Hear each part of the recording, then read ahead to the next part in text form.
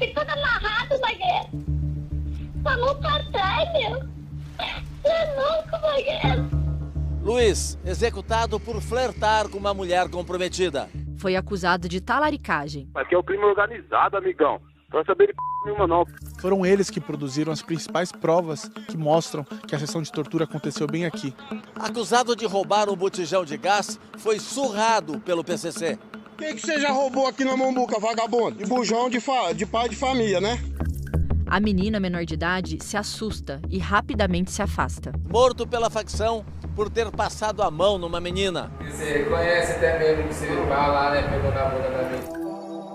É possível ver duas pessoas que seriam Bruna e Esteriano, caminhando em direção ao local onde o corpo dela foi encontrado. Esteriano Madureira, suspeito de ter matado uma mulher e morto uma semana depois. A polícia suspeita de justiçamento. Os amigos estão nos explicando que ele morava aqui, nesse barraco que agora está coberto com esse pano. Os criminosos sequestram, julgam, torturam e matam quem descumpre as regras impostas pela facção. O Profissão Repórter mostra como age o chamado Tribunal do Crime. Uma vez julgado e decretado, determinado que essas pessoas pagassem com as vidas, elas são executadas e o corpo ele é ocultado. Essa é a dinâmica dos tribunais do crime. Ele não teve nem essa oportunidade, de nós saber se era mentira ou verdade, e ele já foi julgado sem menos se defender. Algumas pessoas já estão pagando com a justiça de Deus, não cabe ao homem tirar a vida, de ser nenhum. Ô, irmão, aquele cara que se pegou lá, você se liga com o corpo dele ficou no chão lá, irmão. Isso não é um tribunal, isso é barbárie.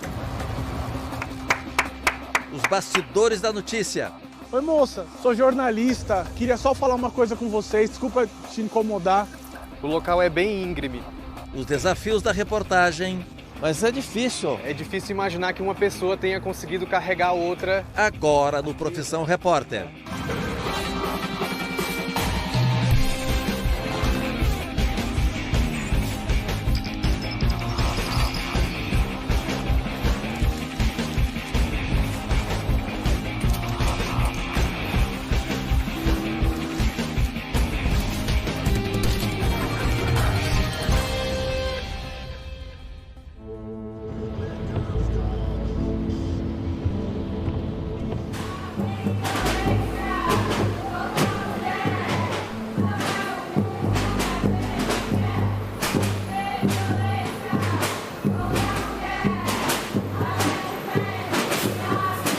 Qual a característica mais importante que a senhora destacaria da sua filha? Alegria, alegria de viver, alegria pela vida, alegria. Minha filha era muito alegre e amava viver. Estou certa que vai ser feita justiça, minha filha está sendo representada com muito amor. Eu não sabia que ela era tão amada e eu quero justiça, não só pela minha filha, mas por todas as meninas, por todas as mulheres do mundo. Como que a senhora recebeu a notícia hoje da morte do assassino de sua filha? Eu sei que, pelo menos por ela, foi feita a justiça. Qual a mãe que não esperaria? Qual a mãe que não ia querer? Bruna Oliveira da Silva tinha 29 anos e foi vista com vida pela última vez no dia 13 de abril, após sair do metrô Itaquera, na zona leste de São Paulo, pouco depois das 10 da noite. Esta câmera de segurança registrou o momento em que um homem aborda estudantes da USP e, em seguida, os dois desaparecem. Bruna foi encontrada 4 dias depois, sem vida, perto dali. Ela cruzou essa faixa aqui de pedestre. Cruzou para o outro lado. Foi para o outro lado, é? Agora são 10 para as 8 da noite. Eu imagino que essa era a iluminação do dia. Exatamente. E 10 da noite, imagino também que tivesse menos gente na rua. Sim. Realmente é um ponto, de vulnerabilidade. Justiça, Bruna, presente. É possível que tenha sido atacada aqui, então? Tudo indica que sim. Esse local estava cheio de mato no dia do ato organizado pela USP e pela família. O local é bem íngreme. Caco, a principal hipótese da polícia é que ele tenha arrastado ela até o fim desse barranco. Mas é difícil. É difícil imaginar que uma pessoa tenha conseguido carregar a outra nessas aqui, condições. Né? No mesmo dia do protesto, o corpo de Esteliano Madureira, de 43 anos, foi encontrado numa grande avenida da zona sul de São Paulo, com sinais de tortura e mãos e pés amarrados. Segundo a polícia, ele era o principal suspeito de ser o assassino de Bruna e foi executado pelo Tribunal do Crime.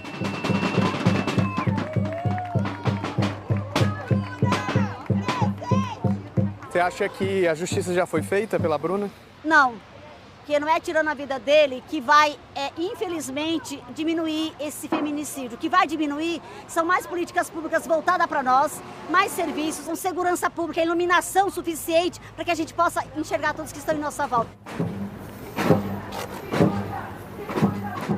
Nós ouvimos lá no bairro várias pessoas, inclusive parentes, afirmando que foi feita justiça. A gente entende o sentimento, principalmente de familiares, de achar que foi feito justiça. Só que isso não é...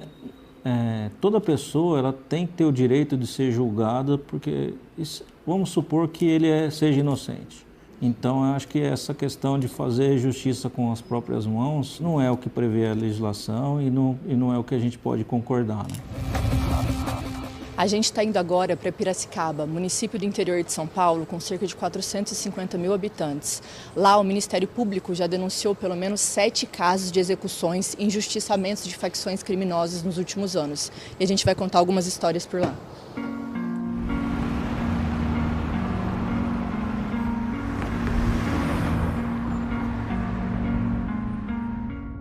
Uma das características do Tribunal do Crime é que a facção desapareça com o corpo das vítimas.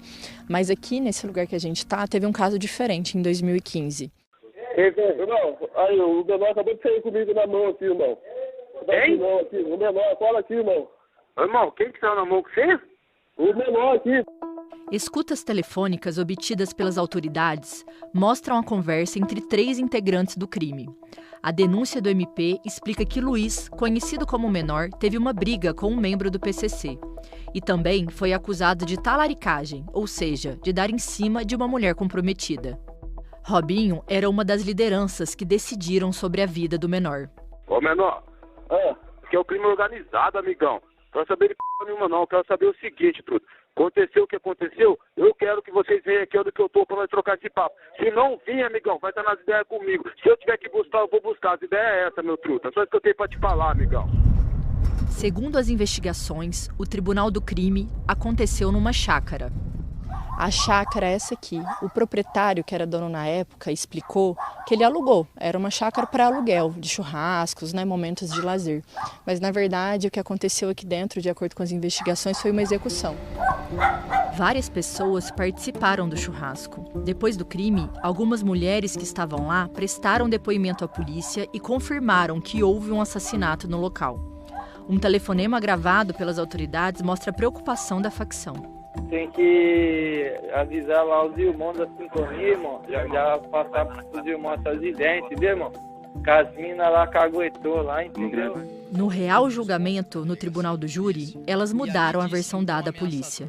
Na delegacia de polícia, a senhora disse o seguinte, que logo após a lavagem da casa, as moças levaram algumas peças de panos vermelhas para serem queimadas. Desconheço isso. Está na mesma frase. Mas eu não lembro. Se eu falei, eu não me lembro. Estou dizendo isso, que tudo isso consta exatamente do depoimento da senhora, que a senhora teria visto retirando um corpo de dentro da casa por um lençol, que a senhora teria visto tirar quantia de gasolina da moto, porque havia uma discussão que uns queriam colocar fogo no corpo. Eu não falei nada disso. Até nada. Então, hoje eu estou aqui para ter a oportunidade de falar a verdade para o senhor, que eu não tive oportunidade nenhuma.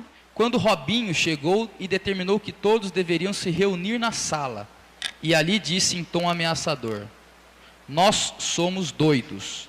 Se isso sair daqui de dentro da chácara, vai acontecer o mesmo com vocês também. Ele disse isso? Eu não sei quem que falou. Eu não conheço o Robinho, eu não sei quem falou. 15 pessoas foram condenadas pela morte de Luiz, conhecido pelo apelido de Menor. Ele tinha 22 anos. Escutas telefônicas detalham como foi a execução. O irmão pegou ele, tá ligado, irmão? Começou a enforcar ele, irmão. Levou ele pro boi, começou a enforcar ele, irmão. Enforcou ele, aí ele morreu, onde que teve uns companheiros lá, catou, jogou no carro e foi enterrar, irmão. Boi, nesse caso, significa castigo. Robinho lamenta por não ter seguido a hierarquia da facção e pedido as autorizações para realizar o tribunal do crime. Eu só errei de não ter pulado lá pegar do aval, irmão. A defesa de Robson Ferreira, conhecido como Robinho, confirmou que ele é réu confesso. A mãe do rapaz assassinado pediu o corpo do filho diretamente para o PCC. É vida do menino, o menino não é safado, não é cagou pra ficar enterrado por aí, não. O outro também falou, nós faz relatório, vai pra Marcola, nós vai resolver. Vão ter que dar o menino, vivo ou morto, vai ter que dar o menino pra mim. Integrantes do PCC informaram a mãe onde estava o corpo do menor. Logo no final da rua da chácara onde o jovem foi morto, já tem um canavial. E foi numa plantação como essa que a mãe dele encontrou o corpo do filho. Alô? Ô, Magrelo, o que é aquilo que fizeram com ele, Magrelo? Você é louco, meu filho todo amarrado, Magrelo. Com a mão pra trás, meu. Você é louco, Magrelo. O que esses caras fez, Magrelo? Depois da minha vida, meu menino, Magrelo. Vai conversar pessoalmente, fica calma aí, pô. A mãe de Luiz preferiu não dar entrevista para a nossa equipe. A defesa de Edivan Murilo, conhecido como Magrelo, informou que ele nega ter tido qualquer contato com a mãe do Luiz, o rapaz executado.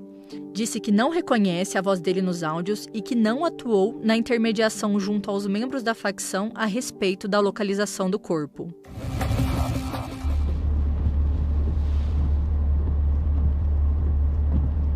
Essa é a entrada do município de Guatapará, que tem 8.000 habitantes e fica aqui no interior de São Paulo. Aqui também, nessa cidade tão pequena, a polícia investigou um tribunal do crime. Essa é uma área rural, foi para cá que os criminosos trouxeram a vítima. Essa é uma área de acesso muito difícil, o nosso carro está derrapando muito. Dá para ver que é uma área com plantações de cana e de eucalipto, ninguém mora por aqui. Segundo a polícia, a sessão de tortura, que demorou 30 minutos, aconteceu bem aqui onde a gente está. Os criminosos produziram as principais provas que mostram que a sessão de tortura aconteceu bem aqui. São esses vídeos, olha. Eu não te perdoei, você foi lá e roubou de novo? Foi. Por que você fez isso, Balá? Porque você é nóia, você é covarde. Você rouba a Mombuca inteira, fala. Certo. O que você já roubou aqui na Mombuca, vagabundo? Um monte de fio. Um monte de fio. Um monte de e bujão de pai de família, né? Eu roubei 2 bujão. Nossa, vagabundo. Você gosta de roubar? Você vai roubar mais na Mombuca? Não vou. Aqui, pros ladrão da Mombuca, viu? Olha a cara do vagabundo, olha pra mim, fila da p.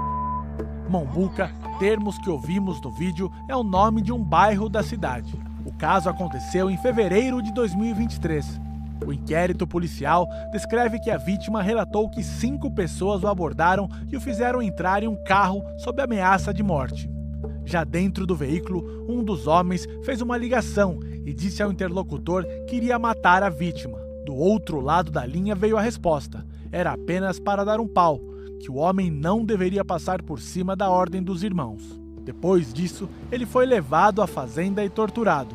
As apurações da polícia mostraram que o homem foi submetido ao tribunal do crime do PCC. A gente decidiu ir até a casa dessa vítima, desse homem, e tentar falar com ele. A casa tá fechada, olha. Oi, moça, sou jornalista, queria só falar uma coisa com vocês, desculpa te incomodar. A mulher que nos recebe é a ex-companheira do homem torturado. Ela pede para não ter a imagem revelada. A gente está fazendo uma matéria sobre algo que aconteceu com ele há alguns anos.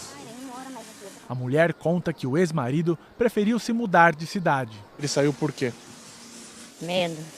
Porque, não sei lá, não se faz isso nem com animal, né? Como é que ele ficou assim, pessoalmente, da cabeça dele, depois de ter apanhado tanto? Ah, ele ficou com sequela. Ah, ele ficou? Que tipo? Na coluna. De tanto apanhar? Tanto apanhando. No dia do vídeo em que ele foi gravado, você estava aqui em casa? Tava. Como foi? Como ele chegou aqui?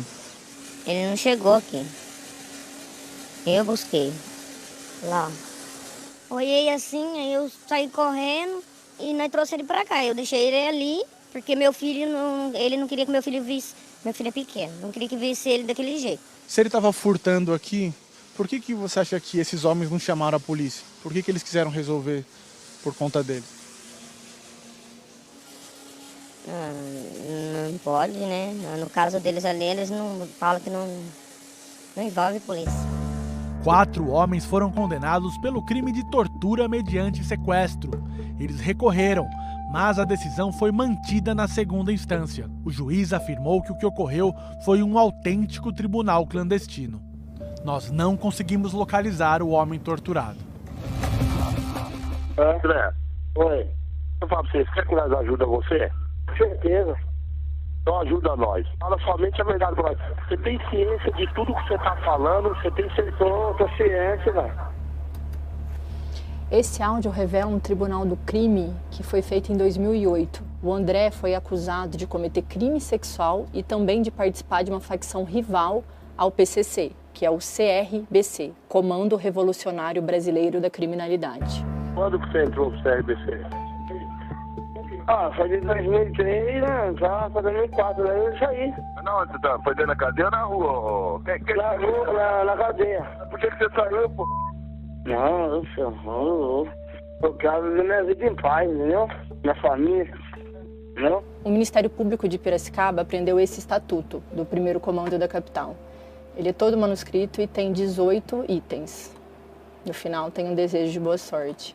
Aqui no 17º, ele fala que o integrante que sair da organização para fazer parte de uma outra facção e mexer com a família de algum membro ou cometer algum tipo de traição, não vai ter paz. Para decidir pela execução do André, foi feita uma conferência, que inclusive tinha membros de dentro dos presídios. Você já matou algum irmão nosso? Irmão, falou que não, entendeu?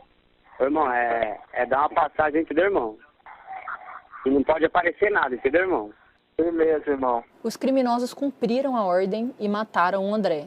Só que eles não esconderam o corpo e eles foram cobrados por isso. A gente vai ouvir um áudio agora que os integrantes da facção usam metáforas, palavras para disfarçar a conversa, mas eles se perdem no meio do caminho.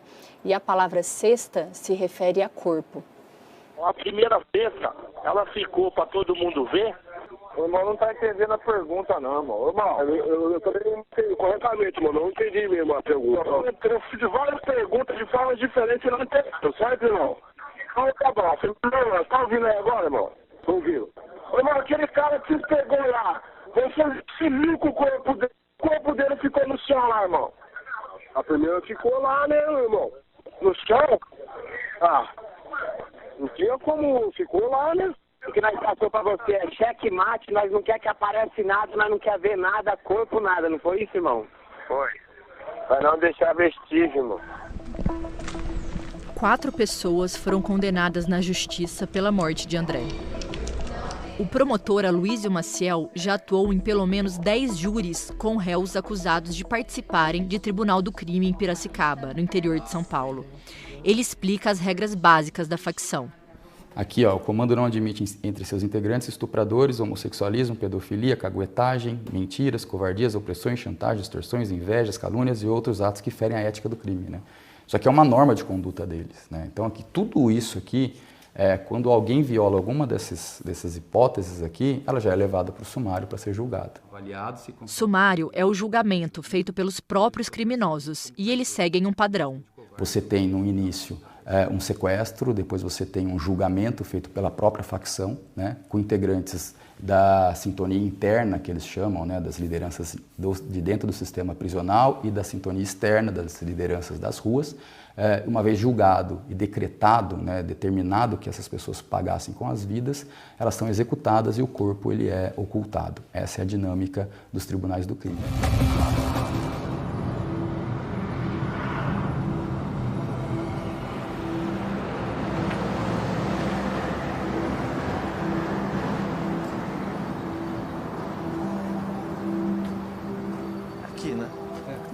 Esteliano Madureira era suspeito de ter matado a estudante Bruna Oliveira da Silva, de 29 anos, no dia 13 de abril. Ele morava num terreno próximo ao local do crime. As pessoas estão falando da história dele, mas ninguém quer falar diretamente para a câmera, por isso estamos trabalhando dessa maneira. Sou do Porção Repórter. Tudo bem? Bom dia. Bom dia, tudo bom? Bom, os amigos são nos explicando que ele morava aqui nesse barraco que agora está coberto com esse pano, um lugar bem precário, que a cama onde ele dormia. A polícia disse ter encontrado aqui roupas íntimas de outras mulheres.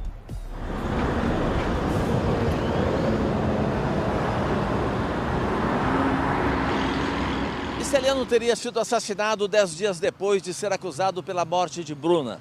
O corpo dele foi jogado nesse asfalto, ao lado de uma das avenidas mais movimentadas de São Paulo. Estava com as mãos e os pés amarrados, tinha marcas de tortura e de 14 ferimentos à faca. O corpo de Esteliano foi encontrado a mais de 30 quilômetros de onde ele morava, por um funcionário de uma obra. Você estava aí quando largaram o corpo ali, não? Não era eu que estava, era um colega de trabalho. O colega viu ali? Foi ele que achou. Ele que achou e ligou para a polícia. Ele falou para mim que ele veio almoçar, aí após o almoço ele veio fumar um cigarro aqui do lado, que ele fuma bem aqui, ó, do lado, né? Uhum. Aí ele olhou, viu um negócio lá, um saco, né, que estava embolado numa lona azul e num cobertor. Aí ele disse que foi tirado da rua, que ele achou que pode ser aquele pessoal que cata sucata, essas coisas, né? Claro. Aí ele falou que ia tirar da rua para não causar algum acidente, alguma coisa. Ele só mexeu quando ele viu que era um corpo, ele já ligou para a polícia. Aqui ainda estão as marcas do trabalho da polícia. No chão, muitas luvas usadas pelos peritos, jogadas fora aqui, ao lado dessa floresta que é o terreno de uma empresa, protegido por essa cerca eletrificada. Mas o mais importante para a investigação é um equipamento que está bem aqui ao lado, a menos de 20 metros. Esse poste, com uma câmera lá no alto. É possível que a gravação tenha mostrado os assassinos quando deixaram o corpo de Esteliano aqui nesta avenida. A polícia informou que analisou as imagens de câmeras de segurança disponíveis na região, mas não foi possível identificar ninguém. Um suspeito está sendo investigado por supostamente ter levado o corpo de Esteliano até o local onde foi abandonado. Esse indício que ele foi vítima desse tipo de crime é por conta das incursões policiais realizadas nas comunidades ali da região, onde o Esteliano residia, onde foram relatados aos policiais que ele já estaria sob o domínio dos criminosos da região. Então, quando a gente localiza o corpo dele com diversos ferimentos, com indícios de tortura, nos leva a crer que realmente ele, de fato, ele deveria estar arrebatado e foi subjugado por eles. O local é bem íngreme.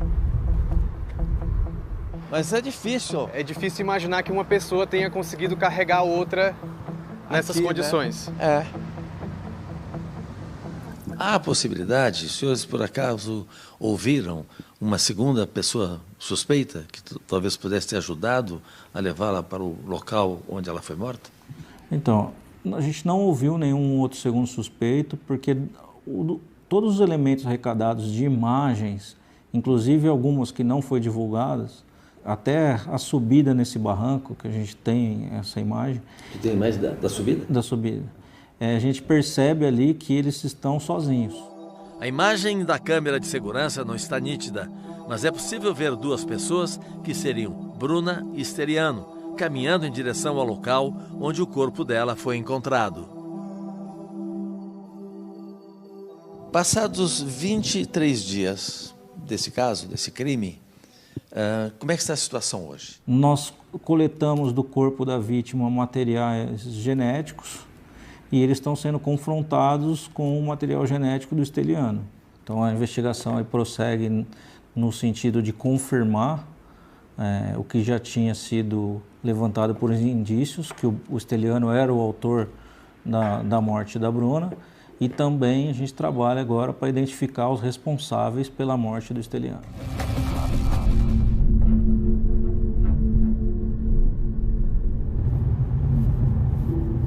A gente está chegando agora no bairro Santa Fé, em Piracicaba. Aqui, as imagens de segurança de uma mercearia foram decisivas para a execução de um jovem. É essa mercearia aqui com todo vermelho. Foi aqui nesse local que imagens da câmera de circuito interno deram início ao terceiro caso que a gente vai contar aqui em Piracicaba. Nessa imagem, a gente vê um homem sem camisa se aproximando de uma menina. De repente, ele passa a mão nela. A menina menor de idade se assusta e rapidamente se afasta. O vídeo chegou até o PCC. Depois disso, o jovem desapareceu. A mãe dele procurou a polícia.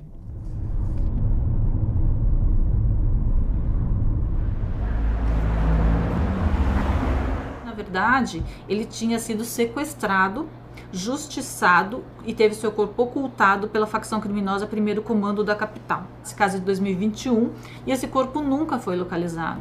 Fala um pouco mais alto aí, amigo. Este é o tribunal do crime. James Alan é o rapaz de camisa com manga azul. Esta é a última imagem dele. Segundo as investigações, ele é julgado por integrantes do PCC por ter passado a mão na menina. O homem sem camisa é Luiz Henrique França, um dos membros da facção. Só essas ideias que você tem que mandar? Porque você conhece até mesmo que você vai lá, né? Pegou na bunda da minha. Ligamos para o pai do jovem executado. A Bíblia diz, honra teu pai e tua mãe, ensina seu filho o caminho que deve andar. Então eu e meu filho, a gente conversava bastante. E apenas aconteceu uma situação talvez precipitada, isolada. Sim. O fato que ocorreu, o fato que aconteceu. Algumas pessoas já estão pagando com a justiça de Deus e não cabe ao homem tirar a vida, né? De ser nenhum. Como é que a família dessa criança, né, também fica nessa posição? Você sabe o que aconteceu, se elas continuaram no bairro? Desapareceram, eles se mudaram, a gente tem notícia de até para outro estado, e nós nunca conseguimos falar com eles. Eles desapareceram. É comum que isso aconteça também. Ou seja, esses moradores, eles se sentem em risco, muito risco. Se sentem acuados, né? Não é bom para ninguém, não é bom para quem é, entre aspas, justiçado, né? E também não é bom para a família da vítima, é um estado paralelo. A Polícia Civil, o Ministério Público, o Poder Judiciário, isso é um tribunal, isso é uma justiça. O justiçamento feito pelo Primeiro Comando da capital e por outras organizações criminosas não tem nada a ver com isso. Então, eu tenho muito cuidado em falar em tribunal, porque isso não é um tribunal, isso é barbárie. 2 pessoas foram condenadas na justiça pela morte do rapaz. Essa contradição que nós temos de nós termos aí integrantes de facção criminosa julgados com todas as garantias constitucionais e, de outro lado, o julgamento que eles mesmos fazem sem nenhuma garantia para as pessoas.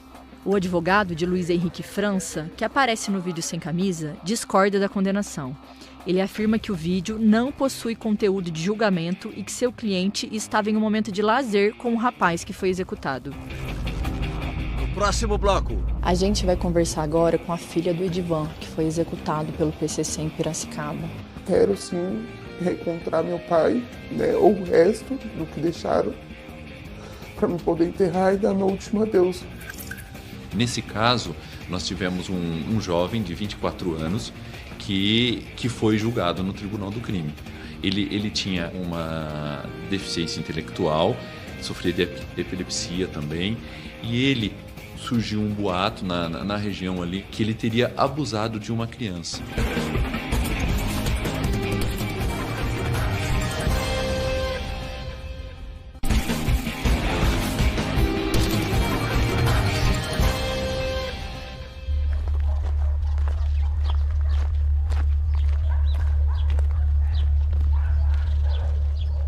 Essa é uma área bem humilde, aqui em Sorocaba, no interior de São Paulo. Uma das vítimas do Tribunal do Crime morava aqui. Essa história começa quando uma mãe que morava nessa rua vai à polícia para denunciar o desaparecimento do filho dela. É aqui que a gente começa a nossa busca.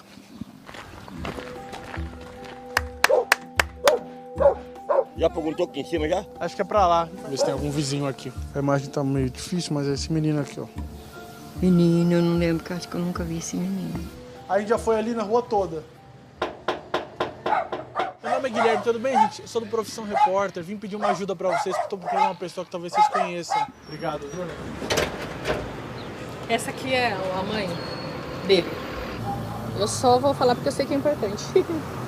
Porque você a conhecia. Sim, mas até onde eu sei, só que ele desapareceu. Não fiquei sabendo de mais nada. E elas procuraram esse menino? Procuraram, fizeram queixa na delegacia e tudo mais. E as pessoas falam o que sobre o que aconteceu com ele? Então, na época elas falaram isso, que ele tinha desaparecido. E quem tinha feito isso? Não sei. Vocês conheciam ele? Sim, ele chegou a passar no último Natal na minha casa. Ah, é? Ele veio aqui, passou. Tem inúmeras fotos aqui dele, adicionadas aqui, ó. Sempre tem homenagem pra ele, sempre tem...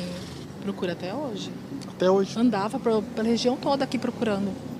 Essa rede social hoje é um eterno pedido de socorro da mãe, que continua procurando o corpo.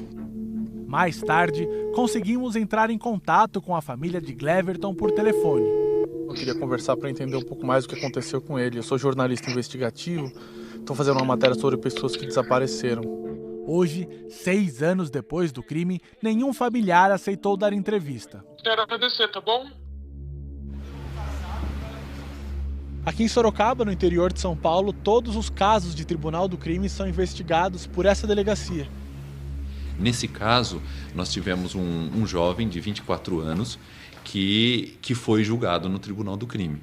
Ele tinha uma deficiência intelectual, sofria de epilepsia também, e ele surgiu um boato na região ali que ele teria abusado de uma criança. Tá? Esse boato que surgiu acabou chegando até o crime organizado que ali atuava, naquele território.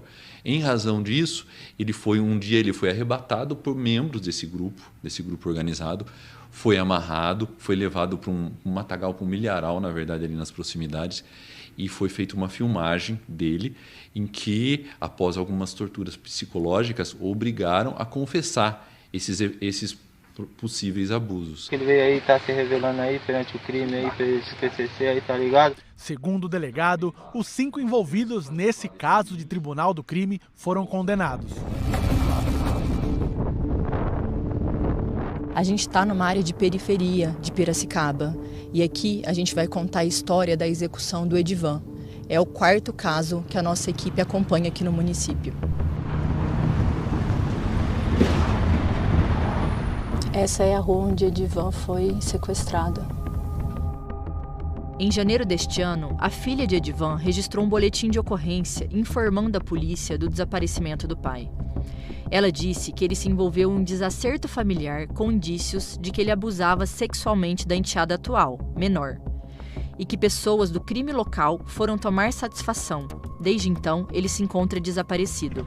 Uma pessoa foi presa e as investigações continuam para identificar outros participantes da execução. O que aconteceu com o Edivan? O que a investigação aponta?